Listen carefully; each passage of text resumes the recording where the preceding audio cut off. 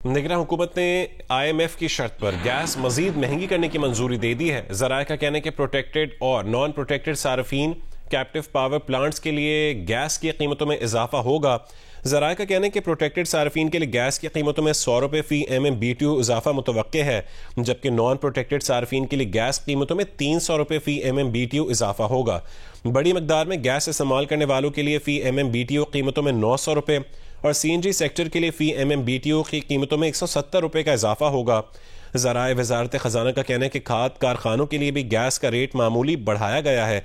Gas कीमतों में इजाफे की हतमी मंजूरी वफाकी काबीना से ली जाएगी। मंजूरी की सूरत में गैस की कीमतों में इजाफे का इत्तलाक 1 फरवरी से होगा।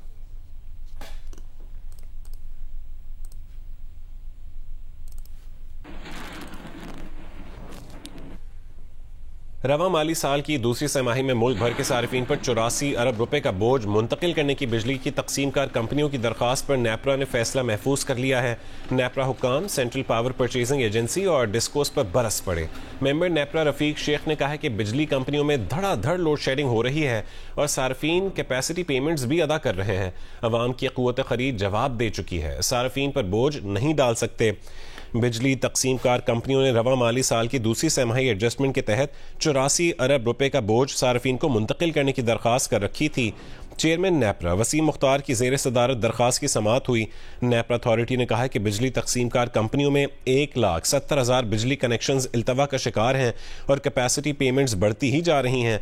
डिस्कोस की तरफ से सार्फिन को मुंतकिल की जाने वाली रकम में 75 अरब रुपए तो सिर्फ कैपेसिटी अदायगियों की मद में मांगे गए थे। अथॉरिटी ने जहां बिजली मिलती नहीं वहां भी कैपेसिटी पेमेंट शामिल की हैं। चेयरमैन नेपरा ने कहा कि कंपनियों की तरफ से दरख्वास्त में मांगी गई रकम से मुतालिक सवालों के तसल्ली बख्श जवाब न मिलने पर मायूसी हुई है।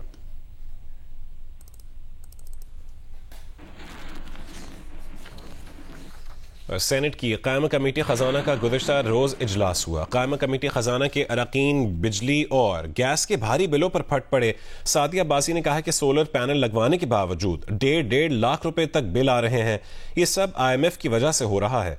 काफ लीग के सेनेटर कामिल अली आगा ने कहा कि एक बंदे का 4 मरले का घर है और 63,000 रुपए गैस बिल आया है।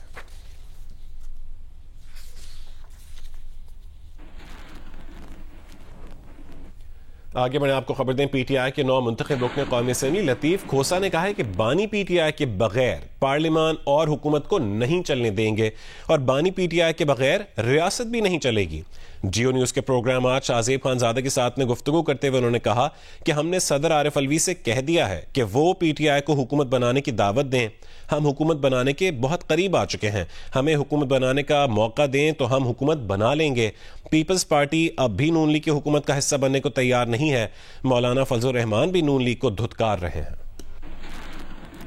इमरान खान के बगैर ना पार्लियामान चलेगी ना हम चलने देंगे, ना जमहूरियत चलेगी ना हम चलने देंगे, ना रियासत चलेगी, हुकूमत बिल्कुल नहीं चल सकती है। अददी बर्तरी जिसकी भी होगी पहला हक उसी को ही मदऊ किया जाता है और हम हुकूमत बनाने के करीब करीब आ चुके हैं। हमें हुकूमत का मौका दें तो हम बिल्कुल हुकूमत बनाएंगे और हमने यही इस्तदा की है सदर पाकिस्तान से कि आपका ये फरीज़ा है कि हम बीइंग द लार्जेस्ट पार्टी आप पहले हमें दावत दीजिएगा। उनको तो जिस तरीके से मौलाना फजलुर रहमान साहब धुतकार रहे हैं और जिस तरीके से जमात इस्लामी के छोड़ रहे हैं अपनी नशिस्त और फिर बेटी को उन्होंने पंजाब का चीफ मिनिस्टर बना दिया है, इसका बैकलैश जरा आप देखेंगे कि जो कुछ बच गया है नवाज शरीफ का वो भी PMLN का पंजाब से खत्म हो जाएगा इस फैसले से जो उन्होंने मोहतरम नवाज शरीफ साहब ने किया है। जमीयतुल इस्लाम फे ने नून लीग की सरबराही में बनने वाली हुकूमत का हिस्सा न बनने और ऑपोजिशन में बैठने का ऐलान कर दिया है। इस्लामाबाद में JUI मरकज़ी मजलिस आमला इजलास के बाद मौलाना फजलुर रहमान ने नवाज शरीफ को भी दावत दी कि वो भी उनके साथ ऑपोजिशन में बैठे। पार्लियामेंट अपनी अहमियत खो बैठा है और जमहूरियत अपना मुकदमा हार रहा है। लगता है अब फैसले ऐवान में नहीं मैदान में होंगे। अगर एस्टेब्लिशमेंट समझती है कि इलेक्शन शफाफ हुए हैं तो फिर इसका माना यह है कि फौज का 9 मई का बयानिया दफन हो चुका है। एस्टेब्लिशमेंट सियासत से दस्तबरदार हो जाए हमारे सर आंखों पे, हमारे सर का ताज। सियासत करेंगे तो जवाब सियासत से देंगे। मरकज़ी मजलिस आमला ने 8 फरवरी 2024 के इंतखाबी नताइज को मजमूई तौर पर मुस्तरद कर दिया है। मुस्लिम लीग नवाज शरीफ को दावत देता हूँ कि वो आएँ और हम मिलकर अपोजिशन में बैठें। और मुस्लिम लीग नून के सीनियर रहनुमा राना सनाउल्लाह ने कहा है कि मौलाना फजलुर रहमान की इस बात से मुत्तफिक नहीं है कि फैसले अब ऐवान में नहीं मैदान में होंगे। मुस्लिम लीग नून के सीनियर रहनुमा राना सनाउल्लाह ने प्रोग्राम आज शाहजेब खानजादा के साथ में गुफ्तगू करते हुए कहा है कि मौलाना का मैंडेट चोरी हुआ है तो वो इलेक्शन ट्राइब्यूनल में चले जाएं। JUI के इलेक्शन में परफॉर्मेंस का सबको पहले से ही पता था। उन्होंने कहा कि वो हार गए हैं, उन्होंने नतीजा तस्लीम किया और अपने हल्के के नतायज से मुतमईन है। कौमी असम्बली में कोई भी अक्सरियत हासिल ना कर सका तो मुल्क नए बहरान का शिकार हो जाएगा। इसका एहसास हमारी जमात को है तो बाकी सबको भी होना चाहिए। इससे पहले जो 16 माह की हुकूमत जो हमारे खाते में हमारे गले में पड़ी है, उसको हमारे गले में डालने में मौलाना का जो है वो बुनियादी किरदार था। जिस दिन प्राइम मिनिस्टर जो है वो असम्बली डिज़ोल्व करने जा रहे थे, जरदारी साहब और मौलाना साहब ने जो है वो कायल किया मियाँ नवाज शरीफ को भी उस दिन, और प्राइम मिनिस्टर मियाँ शहबाज शरीफ को भी। दूसरे जो है वो अपने ज़ाती मफाद और अपनी पार्टी पॉलिटिक्स को आगे रखते हैं। तो फिर जो भी नतीजा निकलेगा उस नतीजे में कम अज़ कम हम कसूरवार तो नहीं होंगे। JUI की जो परफॉर्मेंस सामने आई है, किसको नहीं मालूम था कि ये परफॉर्मेंस सामने आएगी। हमारा जो यानी जो नतीजा आया है वो ठीक है, कोई 10-15% जो है वो आगे पीछे हो जाता है। मैं अपने हल्के के रिजल्ट से बिल्कुल मुतमईन हूँ। तो आप कह रहे हैं मौलाना भी रिजल्ट तस्लीम करें बजाय इसके इल्जाम लगाएं? इस बात से मैं उनके इत्तेफाक नहीं करता कि अब फैसले जो है वो ऐवान में नहीं मैदान में होंगे। नामजद वजीर आला पंजाब मरीम नवाज ने कहा है कि नवाज शरीफ सियासत से किनारा कश नहीं हो रहे, अगले 5 साल भरपूर सियासत करेंगे। एक बयान में मरीम नवाज ने कहा है कि नवाज शरीफ की वजारत उज़्मा का ओहदा कबूल न करने का गलत मतलब लिया जा रहा है। नवाज शरीफ वफाक और पंजाब में अपनी हुकूमतों की सरपरस्ती करेंगे। मरीम नवाज ने कहा है कि नवाज शरीफ को पिछली तीनों हुकूमतों में अवाम ने वाज़े अक्सरियत दी थी और नवाज शरीफ पहले ही वाज़े कर चुके थे कि वो किसी मखलूत हुकूमत का हिस्सा नहीं बनेंगे।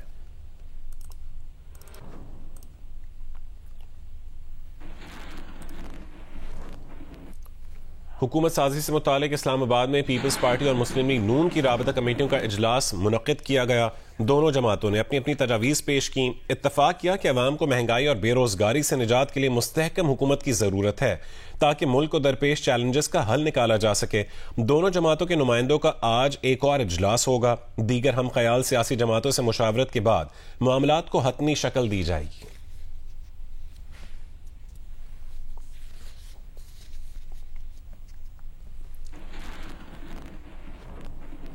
और MQM के कन्वीनर खालिद मकबूल सिद्दीकी ने कहा है कि हुकूमत साजी से मुतालिक मुज़ाकरात अब तक शुरू नहीं हुए। पीपल्स पार्टी से कोई दुश्मनी नहीं, हमारी 3 नकाती आईनी तरमीम पर पीपल्स पार्टी तैयार हो जाए तो उनके साथ भी ताउन को तैयार है। गवर्नर हाउस में इजलास के बाद कन्वीनर MQM राबता कमेटी खालिद मकबूल ने मीडिया से गुफ्तगू करते हुए कहा कि MQM राबता कमेटी ने फैसलों का मुकम्मल इख्तियार पार्टी की मुज़ाकराती कमेटी को दे दिया है। हम अपनी 3 नकाती आईनी तरमीम की मंजूरी पर बात करेंगे, ऐसी वजारतें लेंगे जिनसे सिंध के शहरी इलाकों और पाकिस्तान की खिदमत कर सकें।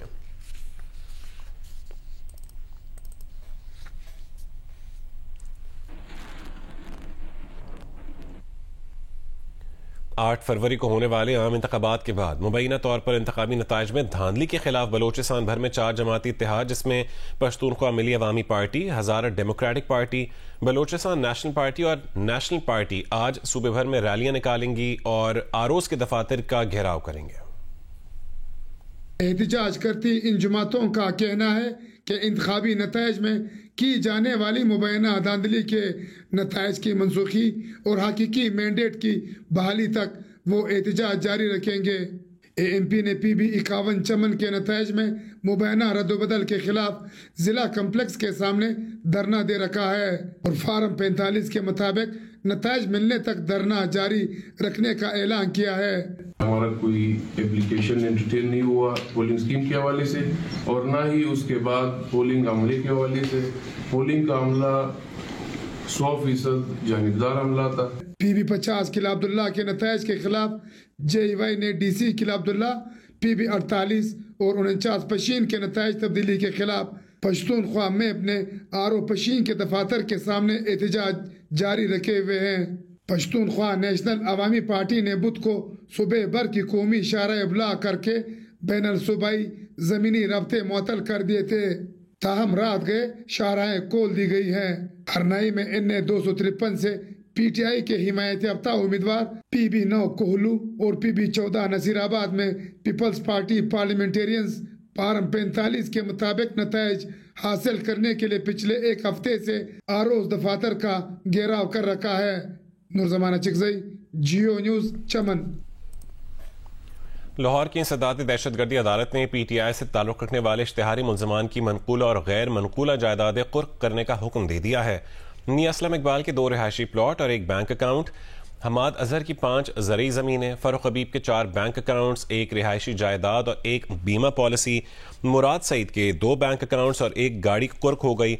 अली अमीन गंडापुर की 3 ज़रई ज़मीनें, 1 रिहायशी जायदाद, 5 बैंक अकाउंट्स, 2 गाड़ियां और 35 घोड़े भी कुर्क करने का हुक्म दिया गया। आजम सवाती की 2 ज़रई ज़मीनें, 2 रिहायशी जायदादें, 5 बैंक अकाउंट्स, 1 गाड़ी, 3 प्लॉट, फ्लैट, सवाती इंटरप्राइजेज में 51% शेयर्स, अमरीका और दुबई में मौजूद जायदादें भी कुर्क करने का हुक्म दे दिया गया। इसी तरह अंदलीब अब्बास की 2 रिहायशी जायदादें, 3 बैंक अकाउंट और 2 गाड़ियां भी कुर्क करने का हुक्म दिया गया है। आज़ाद कश्मीर इलेक्शन कमीशन ने रहनुमा PTI अली अमीन गंडापुर के वारंट गिरफ्तारी जारी कर दिए हैं। अली अमीन गंडापुर के खिलाफ आज़ाद कश्मीर के इंतखाबात में ज़ाब्ता अखलाक की खिलाफ वर्जी का केस है। डिप्टी कमिश्नर डेरा इस्माइल खान को अली अमीन गंडापुर की गिरफ्तारी का मुरासला जारी कर दिया गया है। मुरासले में अली अमीन गंडापुर को 28 फरवरी को इलेक्शन कमीशन आज़ाद कश्मीर के रूबरू पेश करने की हिदायत की गई है। अली अमीन के खिलाफ दरखास्त वकील राजा जुल्करनैन ने 2021 के इलेक्शन के दौरान दायर की थी।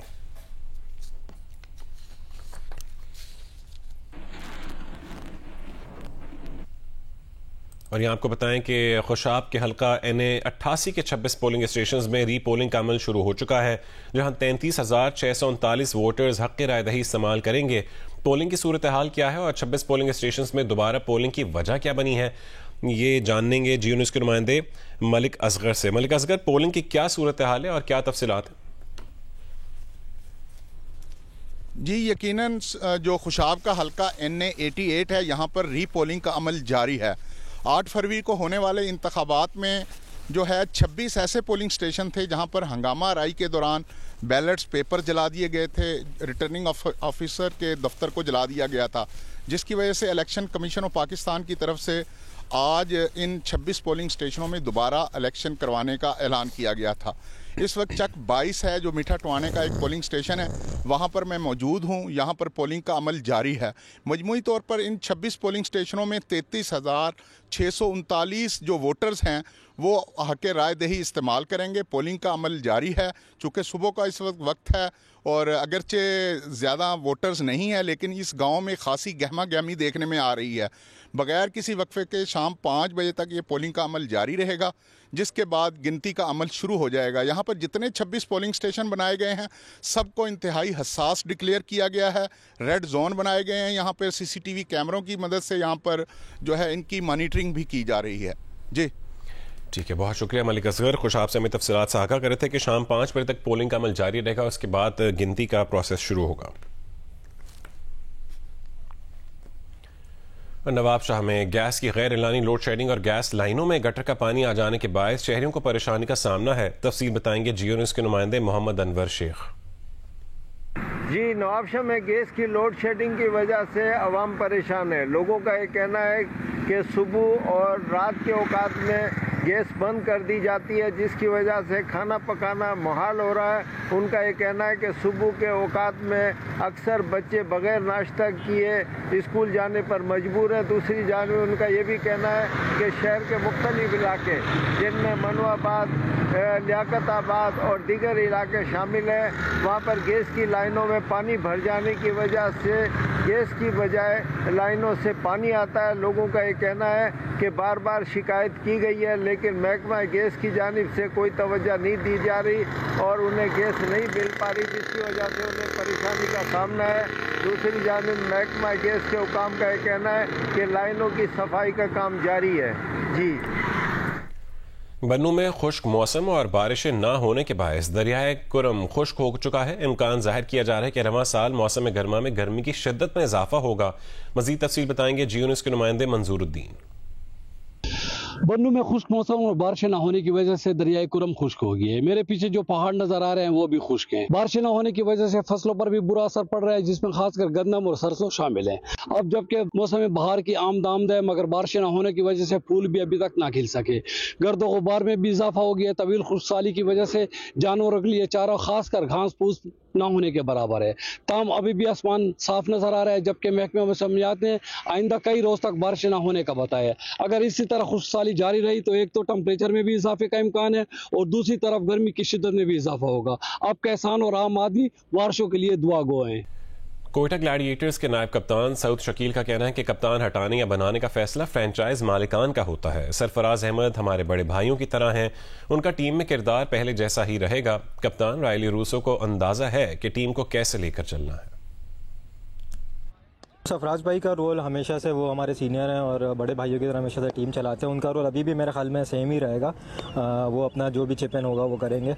लेकिन रायली रोसो पूरी दुनिया जहाँ में लीग क्रिकेट खेलते हैं, उनको आइडिया है कि किस तरह टीम को जेल अप करना है और किस तरह टीम का माहौल बना के रखना है। तो उनसे पूरी उम्मीद यही की जाती है कि वो जल्द से जल्द अच्छा कॉम्बिनेशन बनाएंगे ताकि हमें आसानी हो। इस सीज़न पर काफ़ी फोकस है और पीछे सारा भूल के कोशिश यही कर रहे हैं कि अच्छा सा कॉम्बिनेशन बनाएं और उस कॉम्बिनेशन को आगे लेके चलें ताकि हम अच्छी कारकर्दगी दिखाएं। मोहम्मद आमिर का वो वर्ल्ड क्लास बॉलर है, उनके आने से बहुत फ़ायदा होगा हमें।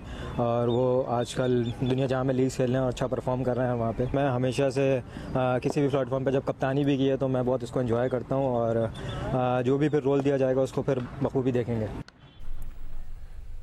लाहौर कलंदर्स के फास्ट बॉलर हारिस रऊफ 2 बार चैंपियन बन चुके हैं। प्रेशर कोई नहीं है, फैंस को बेहतरीन खेल से एंटरटेन करने की कोशिश करेंगे। PSL हो या नेशनल टीम, शाहीन आफरीदी की कोशिश होती है कि टीम को रिलैक्स रखें। वो हमेशा टीम के खिलाड़ियों को बैक करते हैं। 2 दफ़ा चैंपियन हो चुके हैं और फैंस की एक्सपेक्टेशंस होंगी यार कि तीसरी दफ़ा भी टाइटल जीता जाए और कोशिश यही करेंगे।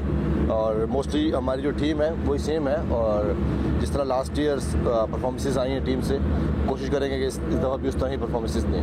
नहीं, ऐसा कोई प्रेशर नहीं होता और ऑब्वियसली बात है आपकी परफॉर्मेंसेस में अप्स एंड डाउन्स आते रहते हैं और आप उन्हीं चीज़ों से सीखते हो। कोशिश यही कर रहा हूँ कि जितनी मिस्टेक्स की उनसे जितना जल्दी है सीखूं और वापस अपना जो रिदम है अल्हम्दुलिल्लाह उसमें कोई कमी नहीं है। और कोशिश यही कर रहा हूँ जो अपने प्रैक्टिस सेशंस हो रहे हैं, जो अपनी गलतियाँ की हुई हैं उनको बेहतर करूँ। देखिए, शाहीन के साथ काफ़ी अर्से से खेल रहा हूँ क्रिकेट और ऑब्वियसली बात है वो जिस तरह का वो प्लेयर है और वो फाइट करता है अपनी टीम के लिए। और जितने भी उसके प्लेयर्स होते हैं, चाहे वो PSL था, चाहे वो उसने अभी जिस तरह लास्ट सीरीज़ में भी कप्तानी की, उसने यही कोशिश की कि मैं अपने प्लेयर्स को रिलैक्स रखूं और वही कोशिश कर रहा था और अल्हम्दुलिल्लाह वो बैक करता अपने प्लेयर्स को। पेशावर ज़ल्मी के डायरेक्टर मोहम्मद अकरम का कहना है कि PSL के तमाम इवेंट्स के प्लेऑफ तक पहुंचे हैं। इस बार भी अच्छा स्क्वाड बनाया है। इवेंट में शरीक तमाम टीमें अच्छी हैं। अच्छा स्क्वाड बनाने में हम कामयाब हुए, जो हम काफ़ी पॉजिटिव हैं कि ये जितने 9 सालों में हमने स्क्वाड बनाए उनमें ये इसमें यूथ और सम एक्सपीरियंस प्लेयर्स का बड़ा अच्छा मिक्स है। तो बड़े पॉजिटिव हैं हम इस बारे में। अल्हम्दुलिल्लाह पिछले 8 सालों में हमने हर साल प्ले ऑफ खेला और 4 फाइनल खेले। तो इस साल भी उम्मीदें इसी तरह है कि हम इसमें अच्छा करें।